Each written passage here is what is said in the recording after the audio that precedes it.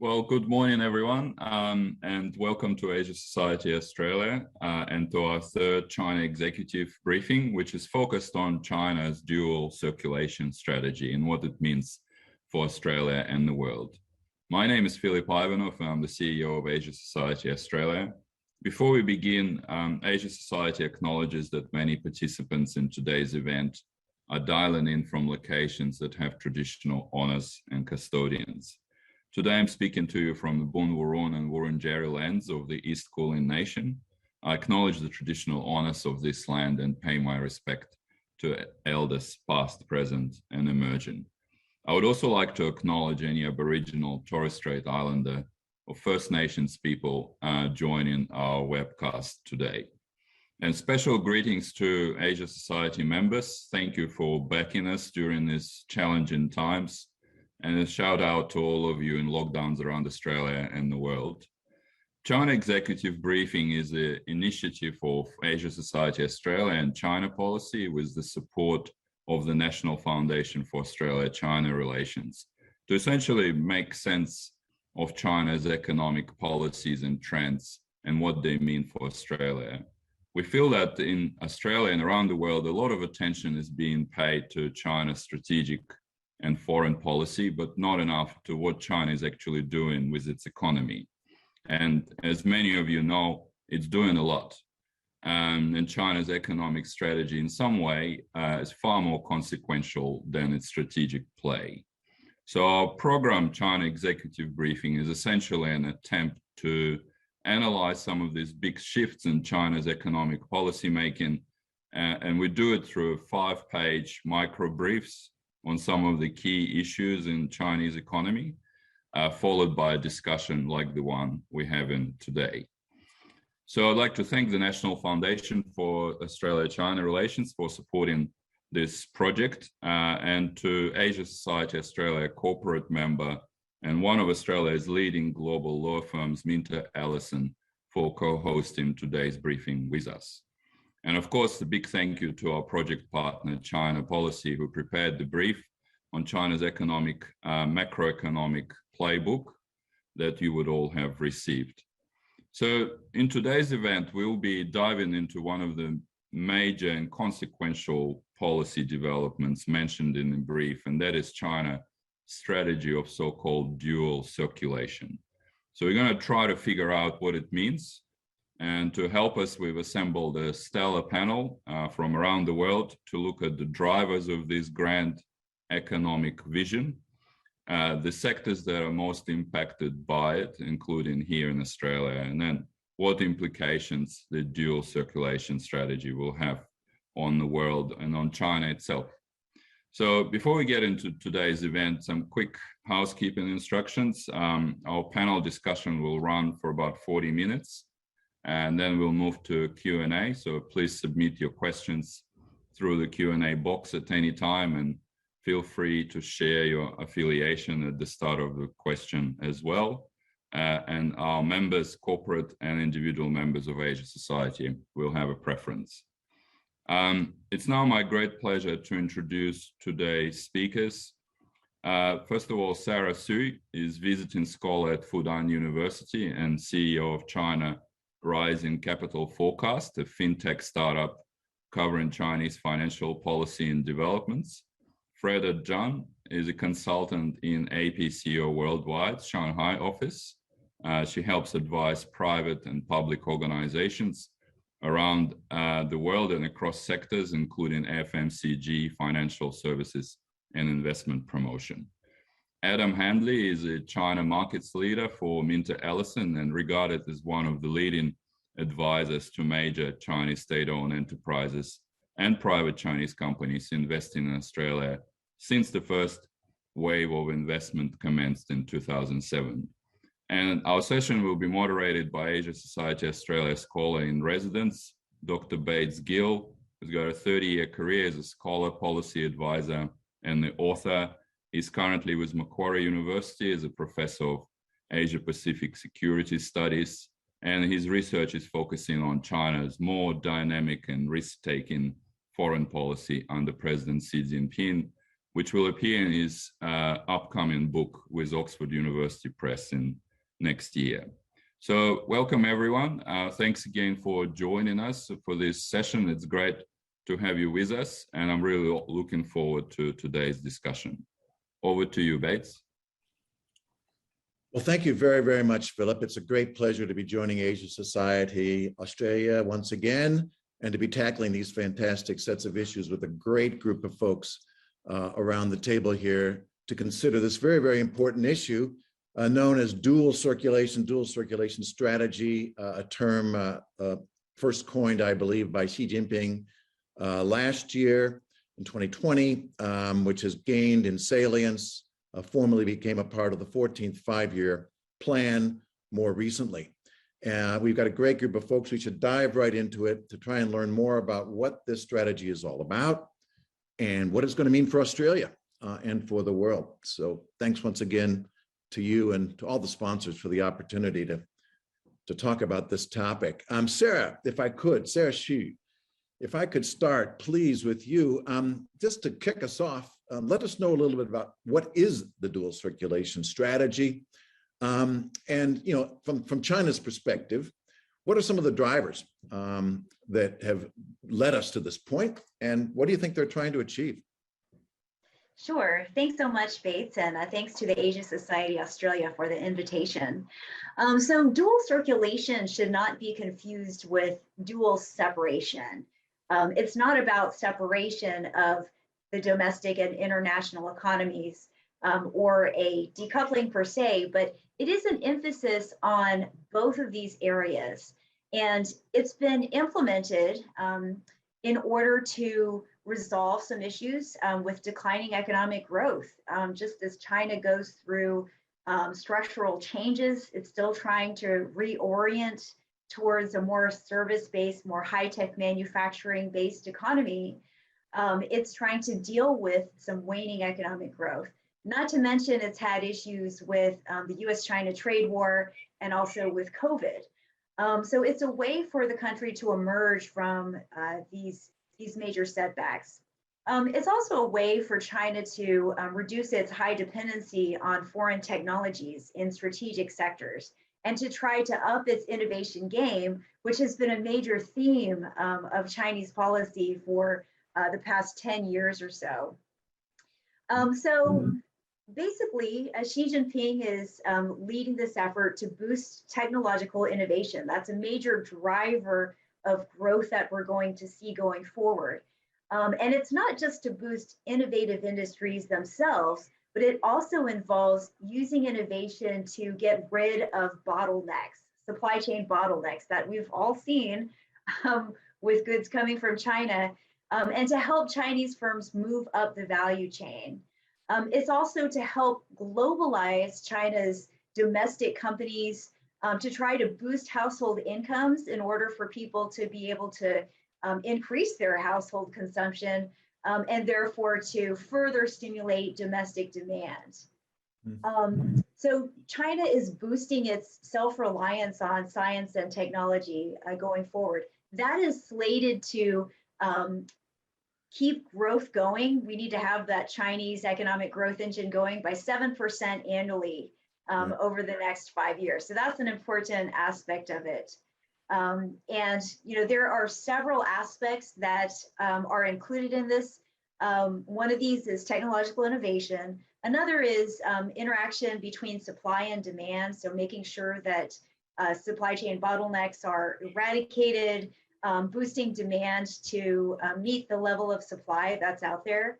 Improve financial support, so increase the base of financing that's available, so going into other types of direct financing. Increasing urbanization, so that people live in homes, like a lot of people are moving to some of those former ghost towns, and increasing income levels, and also opening up to the outside world. So these are all various things that we can talk about and explore. That's an enormous list of things which dual circulation is apparently designed to try and tackle. I think it will be interesting to hear from the rest of the panelists, and as well as yourself, Sara, as to whether this is really just a pipe dream is it going to be successful?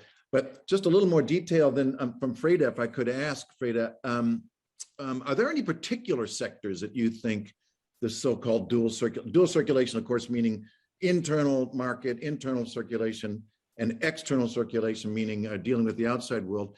But what particular sectors do you think, Freda, are being thought about here as being really important for dual circulation to help drive?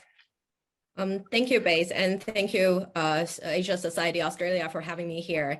And in terms of for your question, as Sara mentioned, dual circulation is designed to tackle almost a lot of issues, a wide range of issues across a number, I think almost all industries and sectors in China. And here today, I would like to highlight kind of two particular ones. One, Sara has already mentioned, technology and manufacturing. This is core to dual circulation, especially fundamental to this whole idea of self-sufficiency and self-reliance. The whole idea is that China will continue push forward supply side reform, and this will all be powered by domestic technological innovation, and in particularly all of those cutting edge technologies that China has identified over the several years, and they were essentially printed in many of the policy documents that have already been published: semiconductors, 5G, cloud computing. And then this year, I think it was since last year, all of these technologies have been repackaged in this effort called new infrastructure development or new urbanization development. So it is all about kind of supporting projects that can create interconnectivities and then really push forward digitization. And then through that, it really, for the manufacturing, it's kind of an idea of shifting away from what the American way of focusing on service over manufacturing, but moving towards more of a German model, really looking at how you would advance high-end manufacturing and then really push forward industrial upgrade. And one of the ways really to do that is through this whole push forward green manufacturing and this whole drive behind environmental sustainability being also a core driver of innovation. And the second sector I would like to highlight here today would be financial services. I think financial services sector is intrinsically linked to the dual circulation, and particularly the international circulation. I think it will be fundamental to its success.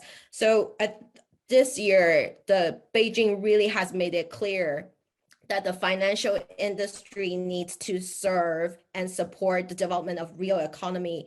And in order to do that, there are a lot of issues that they still need to solve within the whole financial system in China. One of the biggest priority would to minimize systematic financial risk. And how they would do that is this whole idea of incrementally opening up the financial services sector.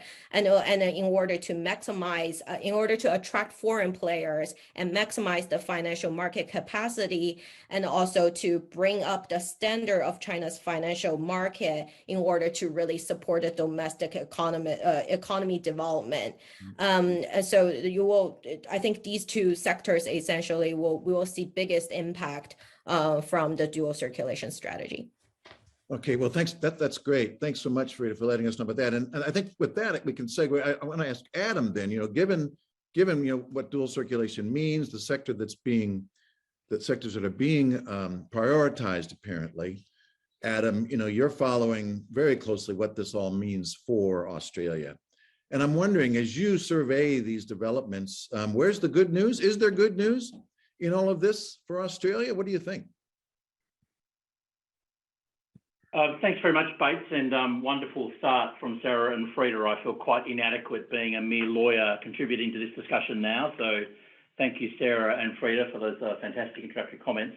Look, I think the opportunities for Australia are there, Bates, and looking back at the 14th five-year plan last night in preparation for today, I thought, and I am ever the optimist, I must admit, but I thought opportunities abound, but it depends really on whether we as a nation can capitalise on them, I think. So I think that the 14th five-year plan and dual circulation, it presents a range of opportunities, some of which Freda just mentioned, but the question is, can we as a nation capitalise on them, given the state of the China-Australia relationship And I think probably a forecast worsening of that relationship as we continue to see geopolitical tension within our region rise and this embedding of strategic competition between the US and China in our region. So when I look at the plan, I say, yes, theoretically, there are a whole range of short, medium, and indeed, I believe, long-term opportunities. I mean, looking at the 14th plan and dual circulation, we see an increase in China's urbanisation target from 60 to 65%.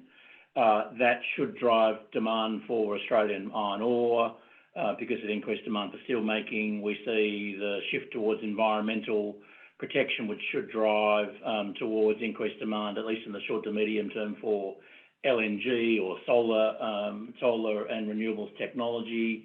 We see an increased focus on consumer spending, which should drive demand for Australian products in goods and services or niche luxury goods. So the opportunities are there, and Freda's mentioned some of them, and there are many others that I won't mention today given timing. But I think the big question for us is geopolitically and in terms of the Australia-China relationship and indeed the US-China relationship, can we navigate a path where we're not being pushed into a binary decision about US versus China? And I think if we were pushed to a binary decision, do we choose US or do we choose China? I think that could actually have very significant and negative consequences for capitalising on those opportunities. Right. Well, that is a perennial issue, isn't it? And I agree with you, Adam. It's not going to be getting any easier going forward, but let's hope that there are, as you say, some real opportunities there. And one question I had for you, Freda, if I may, why this shift? I mean, why does Xi Jinping and his economic advisors see the necessity of shifting to this greater emphasis on domestic market, a greater emphasis on consumer-driven growth? What are some of the challenges that they see that need to be addressed? I'd like to start off saying I think this whole emphasis on consumption-led growth isn't new. I think this has been a long concern of the Chinese government, this whole fear of really being fallen into the middle income trap that many of the export reliant countries have historically experienced. And also in previous year, we are seeing slowing down of the economic growth of China, and then the government really looking for ways to rebalance the economy. So this isn't exactly a new phenomenon, how they want to transition away from the quantity-led growth to quality-led growth. However, what's a little bit different this time, or I think the biggest driver, is the recognition of all these external vulnerabilities of China's economy and in China's supply chain. This has been accelerated by the COVID-19 pandemic, but also this recognition of this geopolitical uncertainty and struggle with the United States and with, I think, a group of the Western countries is not going to be a short-term issue. It will be a long-term. Because of that recognition, they see a need to accelerate or kind of renew this effort to really drive forward that consumption-led growth.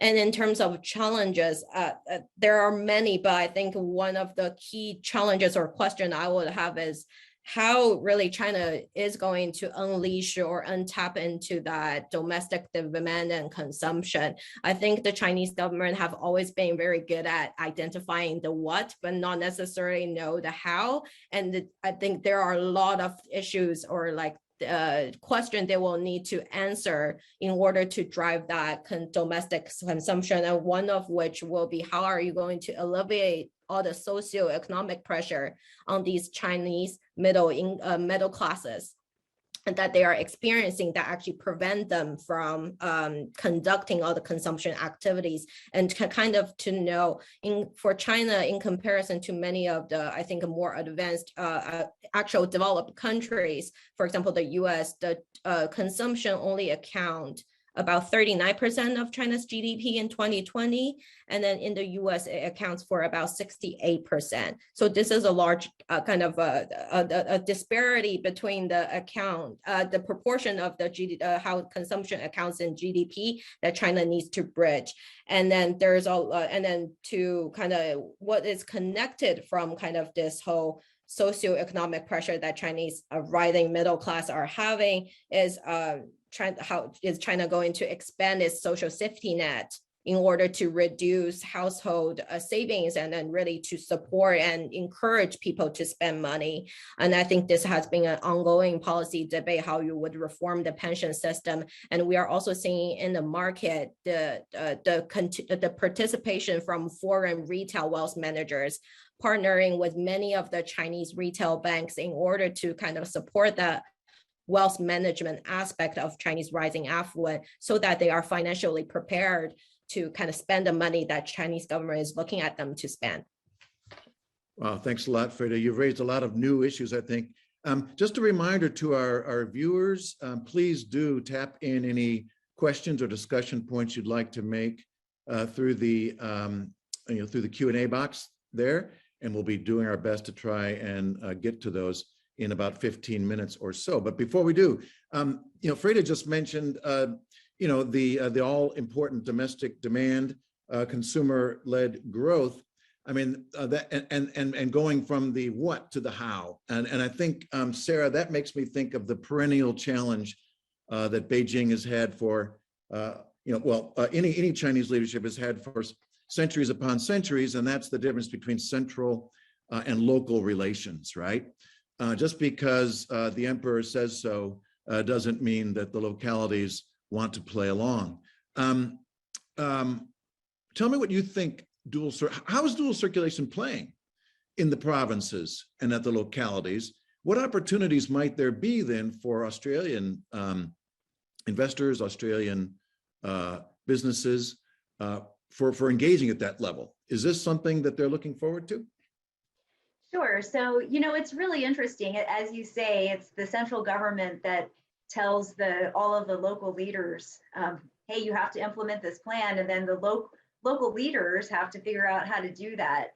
And it's really interesting because a lot of the provincial, regional, city leaders are coming up with their own dual circulation plans. And it's funny because they look a lot like some of the other plans, like infrastructure plans to stimulate the economy and so on. But that seems to be the way that China does it. I think it's really interesting because it really emphasizes the fact that these provinces and these cities are not trying to separate themselves in terms of domestic versus international circulation. So, for example, they're coming at this with a view of regional integration and making the most of existing assets in the form of cities. What talents do they have? For example, how can Hong Kong improve the lot of Yunnan province, for example, and improve the Greater Bay Area. For Jiangsu, for example, they're talking about integration of the various cities, so like Suzhou and Wuxi and Changzhou and so on, and looking at ways to increase railway transportation, the Jiangsu Grand Canal infrastructure in that area, creating sort of a cultural belt along that area, and also allowing for a freer flow of factors of production, so especially labor. And so that's the way that they're coming at it, kind of like the first entry is through infrastructure construction, and then other things follow, the factors of production follow. For Yunnan, for example, they're looking to integrate Yunnan with the Greater Bay Area, which has been a really big deal in China for a long time.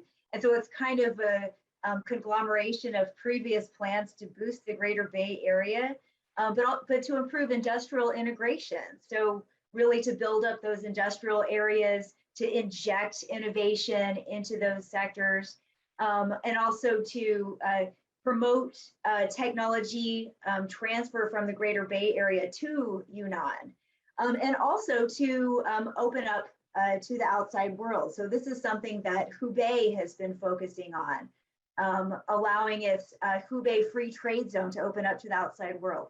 So we see all of these things at play. And I think, definitely this goes back to the whole idea of infrastructure construction that Adam was talking about.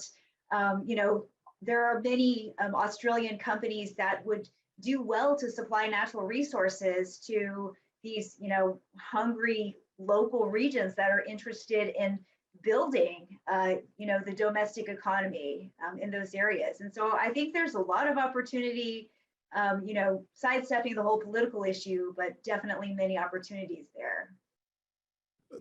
Thanks very much, Sarah. Hey, there just seems to be this inherent tension in the whole concept that I don't think we've fleshed out here quite enough.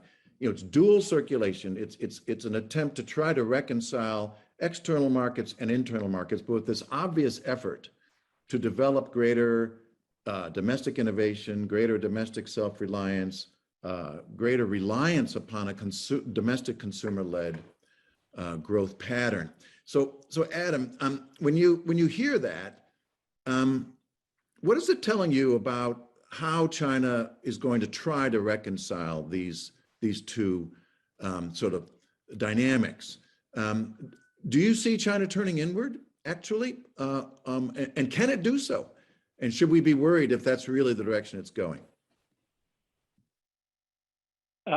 Yeah, thanks, Bates. I've heard people talk about that element of DCS saying that it will, by definition, result in a turning inwards or a closing off. And I think, history shows us over the past 20, 30 years that certainly hasn't been the case. I think China's made great strides towards opening up its economy. Yes, there's always a way to go. Any major economy transitioning from developing to developed is subject to those pressures around how quickly they open up. But I don't think DCS actually has that inherent contradiction to quite the same level that perhaps some commentators say. And I think it's a misnomer, really, to suggest that dual circulation is about closing off from the world. That a closing off would have very serious economic, social, and strategic implications for China. And I think you really need to look at DCS almost as two sides of the coin. There's the internal side, and then there's the external side. And really, this is about a rebalancing towards the internal, whereas we've seen over the past 20 years an over focus on the external side of the DC strategy. So I think dual, by its very nature, focuses on the level or the extent of that interconnectedness between internal and external, and there's a level of mutual reliance on both sides of the coin for ongoing economic growth and prosperity. So this is really about just a shift in emphasis and a shift in reliance towards the domestic internal side in some of those critical areas where, frankly, China feels, particularly after the last 2 years and the trade war with the US, it feels quite exposed, in areas we've spoken about, like technology, energy, food security, and others. So I don't actually think DCS is at all about withdrawing from the world. And indeed, a number of commentators have said, and I agree, that in the short to medium term, and I believe also in the long term, to capitalise on DCS and the shift towards internal, China will in many respects need to embrace the external world, even more so to capitalise on DCS and that shift towards the internal. I have a view that I think China cannot capitalise on the opportunity for the shift to the internal side of the coin and embrace the structural reforms required in China without greater foreign engagement, greater access to foreign technology, at least in the short to medium term, greater bilateral, multilateral engagement. And indeed, I think we're seeing that. I think we're seeing China making very strong efforts in our region in particular, but globally, to continue to engage and indeed increase the external engagement to support external circulation. So this is a rebalancing. It's not an either or. It's not binary. So I don't see dual circulation as about a retreat from the world, and I think indeed quite the opposite in many areas. Well, that's good news, I think, overall, then, for Australia and for the world. Obviously, I agree with you that there seems to be an exaggeration, perhaps, in this notion of decoupling.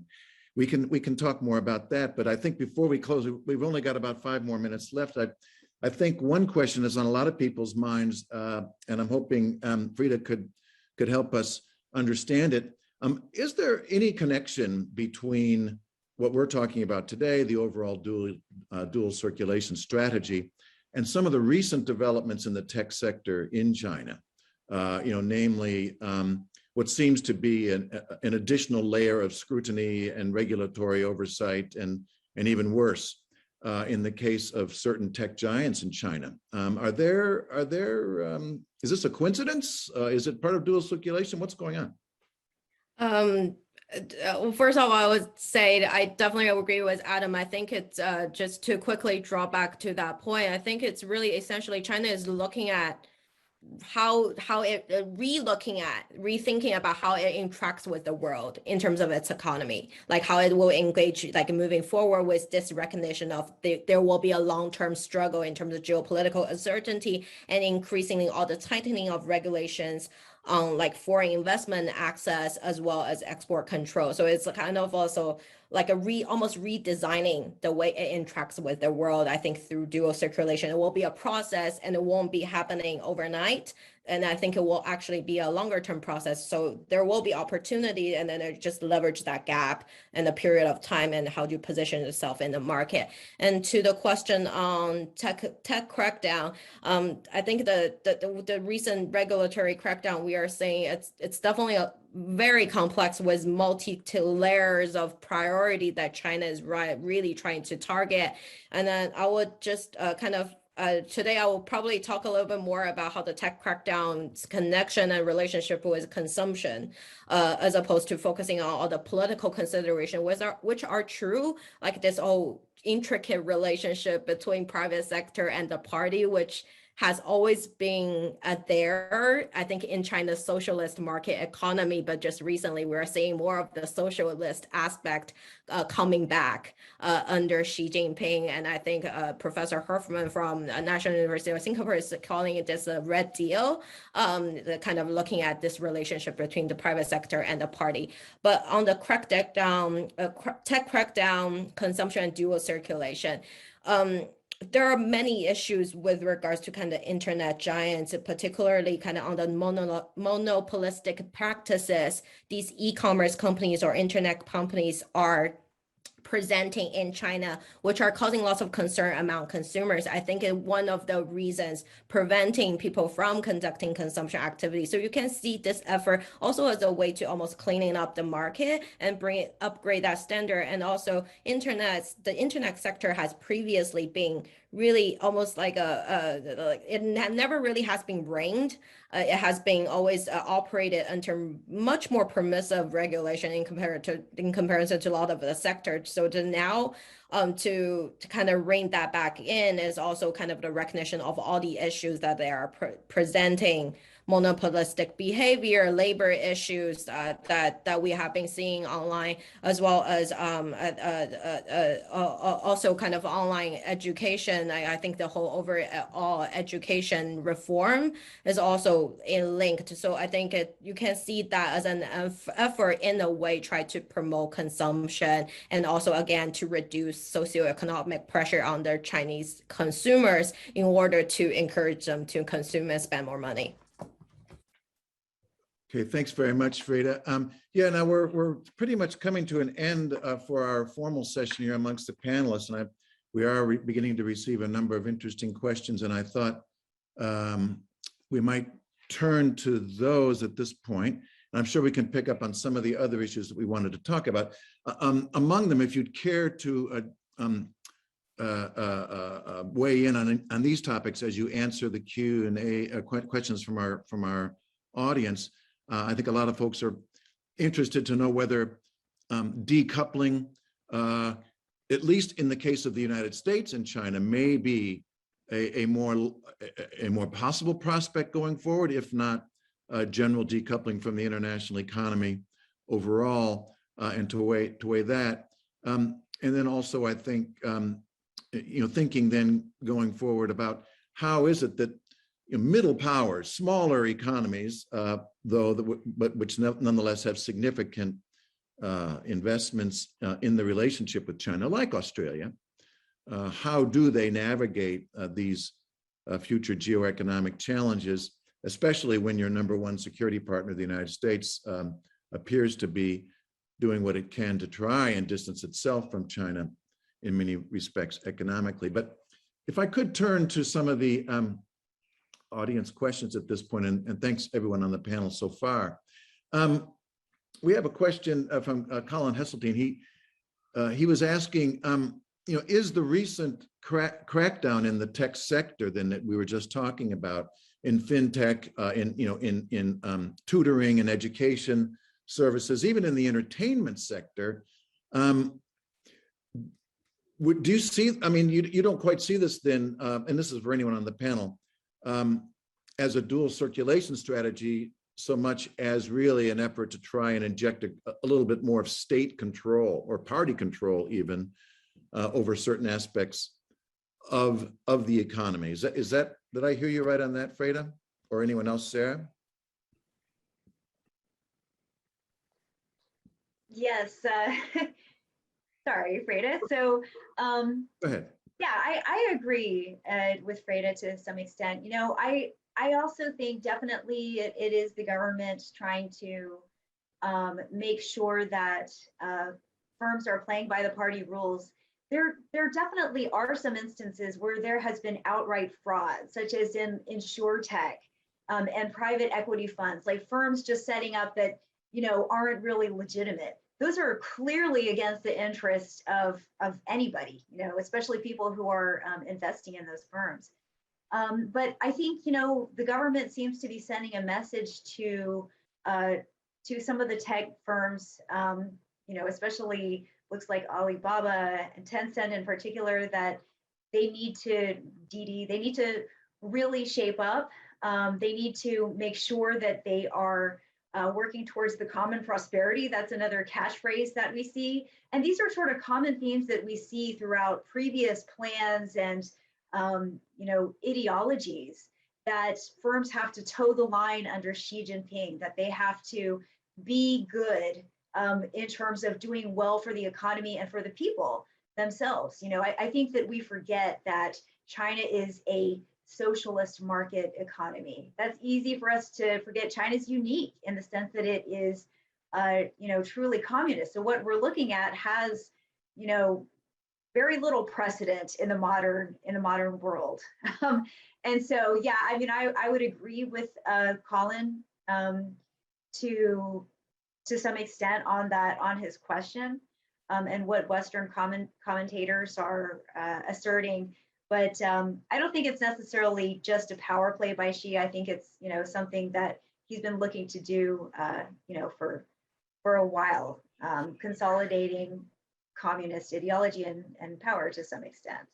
Yeah, so that's going to be a literally red thread running through almost everything that he does. I agree. And here's a question I think that maybe Adam, you might try to tackle here. It's an interesting question put forward by Patrick McLaren. Do you see the dual circulation strategy as being either intentionally or unintentionally more beneficial in terms of trade and economic opportunity for developing versus developed world countries? Maybe I'm putting too fine a point on this, but is this actually a part of a grander strategy, perhaps, to engage even more deeply with the developing world, I think, which is a consistent theme of China's external relations, and maybe becoming less reliant than on engaging with the developed world? How do you see that, Adam?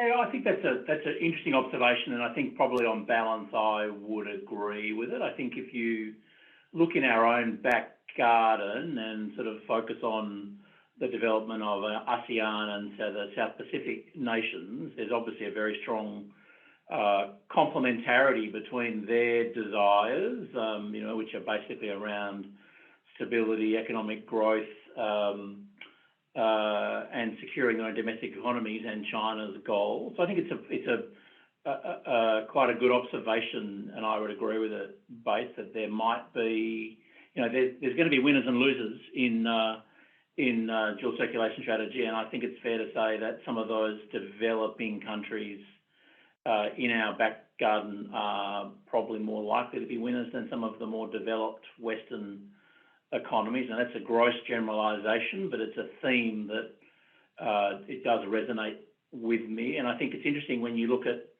the way Australia views this decoupling, as you mentioned it, or this sort of risk of binary choice between Australia and, between US and China in our region. That's not the way our ASEAN developing country neighbours see it. I think the recent reports published even by the Asia Society show that ASEAN nations, they're very focused on their own domestic political and economic concerns. They're not actually overly concerned about the US-China sort of state of play, and they don't want to be forced to make a choice. So I think the risk for Australia there is that we fail to understand what I think Washington has failed to understand, is that people don't want to be pushed into making a choice between the two. So yeah, in summary, I think I'd support the proposition. Developing countries in our back garden in particular, what's most relevant to us, could benefit quite handsomely. Thanks very much for that, Adam. Yeah, there were a number of questions coming in about how the dual circulation strategy may or may not fit into broader external efforts to engage the developing world, for example, or even how it associates in some way with the Belt and Road Initiative. So I'm hopeful some of those responses have been helpful there. Here's a question from David Landers, and I think here we're trying to reconcile the dual circulation strategy with the fact that China is still going to be by far the world's largest CO2 emitter. I mean, a part of the dual internal circulation strategy seems to be trying to drive towards consumer-led, innovation-led growth, which would presumably have an impact upon China's CO2 emissions in a positive way. But how do you reconcile that with the fact that they've just initiated, according to David, 73.5 gigawatts of new coal-fired plants in 2020 alone? I mean, would anyone care to judge whether or not dual circulation really is going to have any impact on China as a greenhouse gas emitter going forward? I can take the first grab and then people can jump in. I think while I think environmental sustainability isn't really enshrined in the dual circulation, I think I mentioned earlier, I think this is being used as a key driver for innovation and it push forward industrial upgrading. So China obviously has pledged to become carbon neutral by 2060. I know there are still various kind of almost a little bit of a contradicting measures and development coming out because of what the central guidance and the local implementation are, and also the local pressure of achieving their economic KPI are still kind of playing into that dynamic. But this is environmental sustainability is key, and then she has made it very clear. And then how this really being used, I think, especially in terms of pushing for industrial upgrade, is that you see an increasingly more stringent environmental compliance standards across the board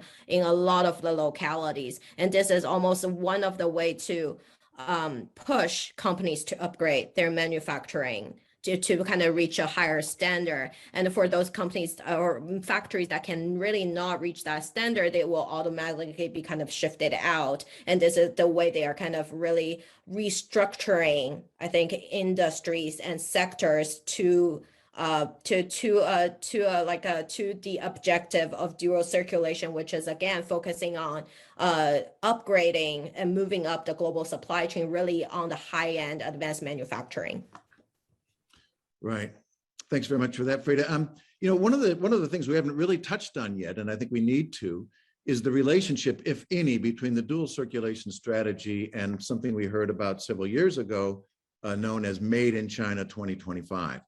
We don't hear much discussion about that anymore, but it strikes me as they come sort of from the same source. That is an increasing interest to develop more indigenous capacity, both in terms of innovation and also consumer products and the like, to become less reliant, not entirely unreliant, but less reliant on the outside world. So for countries like Australia or maybe others out there that are interested in exporting to China, Sara or Adam, do you see dual circulation as then threatening those export opportunities? Does dual circulation sort of drive the Chinese consumer towards Chinese products or make it more difficult for foreign companies to operate and succeed inside China? Sara, I'll defer to you first. Okay. I mean, I would just say, as I'm sure, a lot of the participants are aware of, a lot of people who are watching this, who belong to various companies, it's difficult when you are part of a tech sector going into China because, as a lot of American firms have found out, that your IP is at risk, despite China's efforts to implement protection of foreign intellectual property. And so that's a major challenge.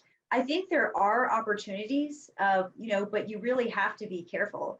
But China seems to be going all out in terms of its technology to, boost these sort of bottlenecks that we see. I mean, I know the logistics industry itself requires additional third-party logistics actors. But it's hard to say if China is going to prefer domestic actors or whether it's going to allow foreign competition in. I would just say that one of the safest ways if you're a foreign firm is to still do a joint venture with a Chinese firm. Again, you risk having your IP stolen, but it might be still the safest way, despite the regulation that's happening, to get into China, especially in the tech sector, and make sure that everything is copacetic there. Well, thanks very much. Go ahead, Adam. Thanks. Agree with what Sara said. I think the comments around joint venturing are really interesting comments, and I agree with them as well. I think that the discussion has to focus as well on what is the Chinese consumer demand, and I think we're still seeing strong Chinese consumer demand for foreign goods, and even looking at the luxury goods sector, for example. I read a McKinsey report the other day, which sort of blew my mind really, and it was talking about Chinese demand for luxury brands topping 1 trillion yuan by 2025, and China demand accounting for 69% of total global luxury brand demand. So I think somewhere in that discussion, you've got to factor in what the Chinese consumer sentiments are, and I think certainly right now it's not necessarily a shift towards Chinese local manufactured products exclusively. I think to quickly add on one point, I agree with what Sara and Adam are saying. I think the way almost looking at your positioning in the market is that they're really, how we are advising our clients, is there are essentially almost like two ways of looking at companies in China, and they fall into these two categories.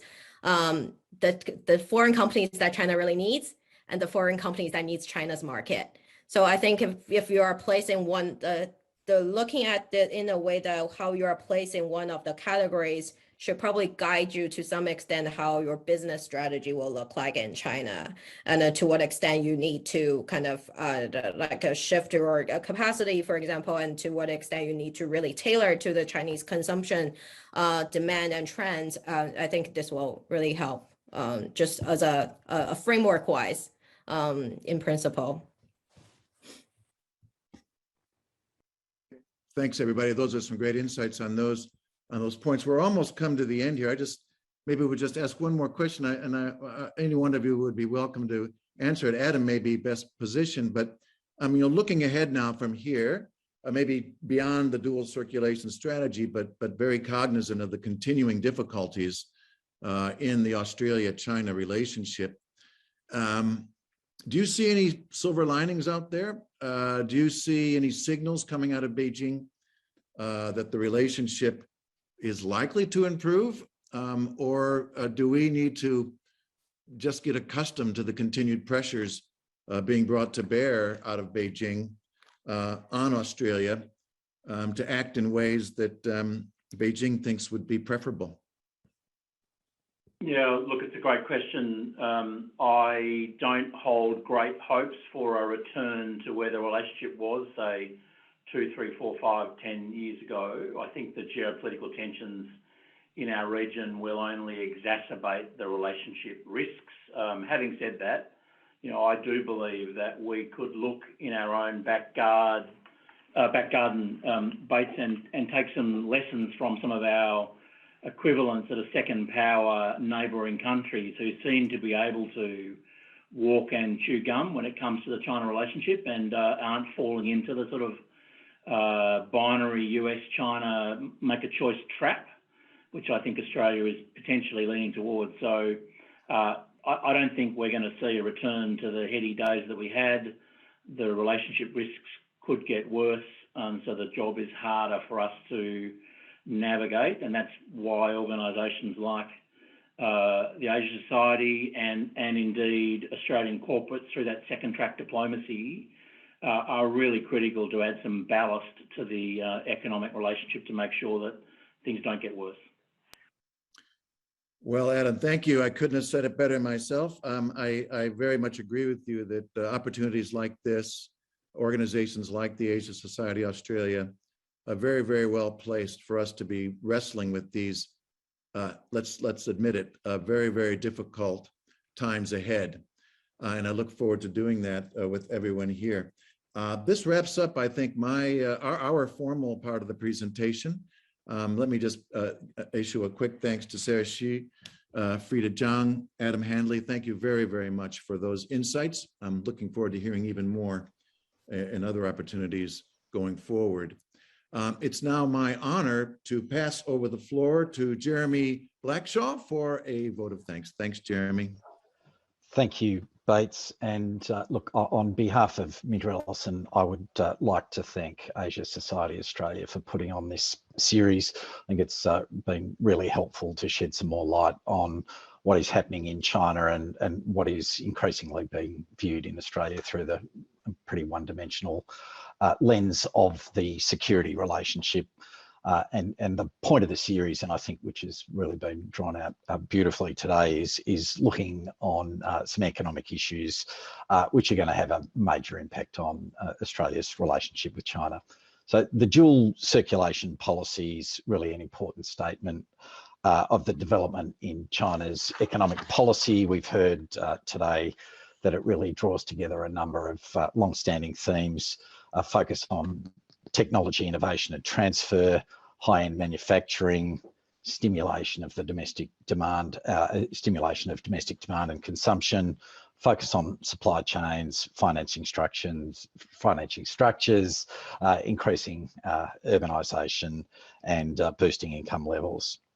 But of course, any conversation about China has to also consider the security arrangements, but it was good to hear that there's a lot of stress on economic opportunities for Australian companies, and also that China's not turning its eyes away from the external world. So I'd like to formally thank our speakers. First of all, Bates Gill, our moderator, and our panelists, Sara, Freda and Adam, for what's really been a very interesting and informative session. So hand back now to Philip to close off the session. Thank you so much, Jeremy, and thank you to MinterEllison for your support in co-hosting today's briefing. And of course, thank you to Sara, Freda, Adam and Bates for taking us through this pretty complex dynamics of dual circulation and what we can expect from the strategy going forward. We don't pretend to answer all the questions. There's many more questions to come about this as China itself developing its policies and strategies for this new and uncertain world.